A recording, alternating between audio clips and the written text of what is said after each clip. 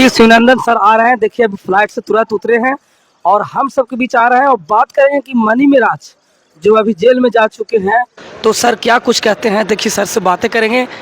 Sir sir sir sir good morning sir. चलिए sir, अभी आप सर हवाई अड्डा पे पहुंच गए हैं सर। कहीं ना कहीं आप दिल्ली गए थे सर, क्या कुछ हुआ सर मनी मेराज का मैटर? वो अभी तो जेल में चले गए हैं।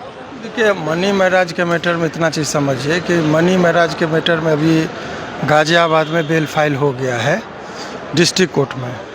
मजिस्ट्रेट तो उसी दिन वो चूँकि रिमांड के बाद यहाँ से गए थे, तो उम्मीद की जा रही है कि एक सप्ताह के अंदर में सुनवाई होगी। सारी एफआईआर की सारी बातें बताई गई है, उसमें जो त्रुटियाँ था। तो बेल के लिए जो आवेदन था उनका बेल के लिए दिया गया। बहुत जल्दी मनी महराज बाहर होंगे। क्या लगता है सर, मनी महराज कब तक बाहर आ जाएंगे?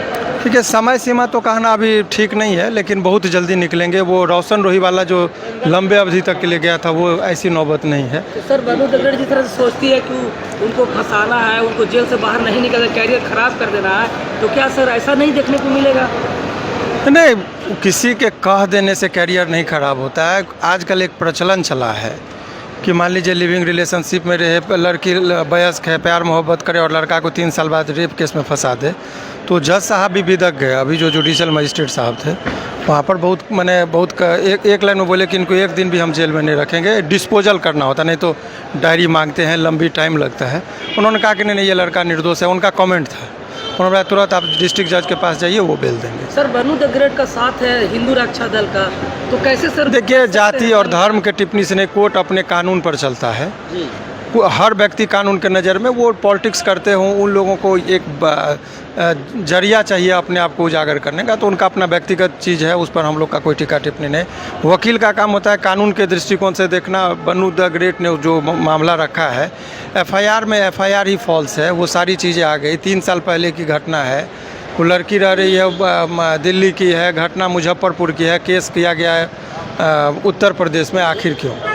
घटना एक ही दिन बताती है कि 14/4/2022 की घटना है। एक ही दिन में कोई किसी से बोलती है कोल्ड ड्रिंक्स में हमको दोस्ती हुआ, कोल्ड ड्रिंक्स में हमको नशीली पदार्थ मिलाया, और उसी दिन कहती है कि शारीरिक संबंध बना, उसी दिन वो प्रेग्नेंट हो गया और उसी दिन एबॉर्शन हो गया। इतना चीज़ संभव है? एफआईआर में लिखा है। मात्र एक दिन में इतना चीज़ कैसे हो सकता है?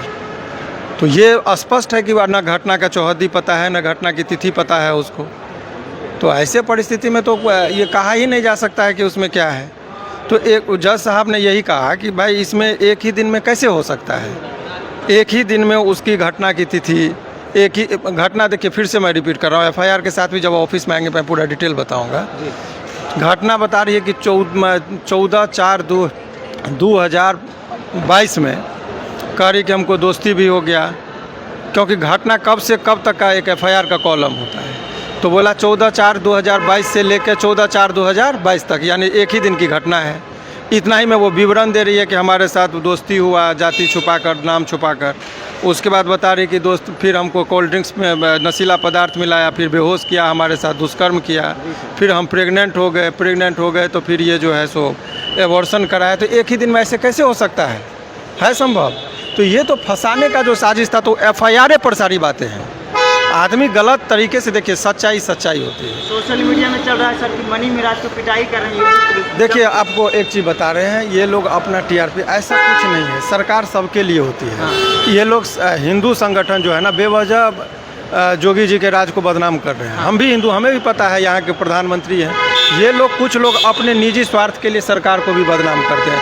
पुलिस अपने हिसाब से चलती है, कानून अपने हिसाब से चलता है। कोर्ट को बाहरी संगठन से बहुत ज़्यादा लेना देना नहीं होता है। ये बात है कि वो टेक्निकलिटी कुछ था।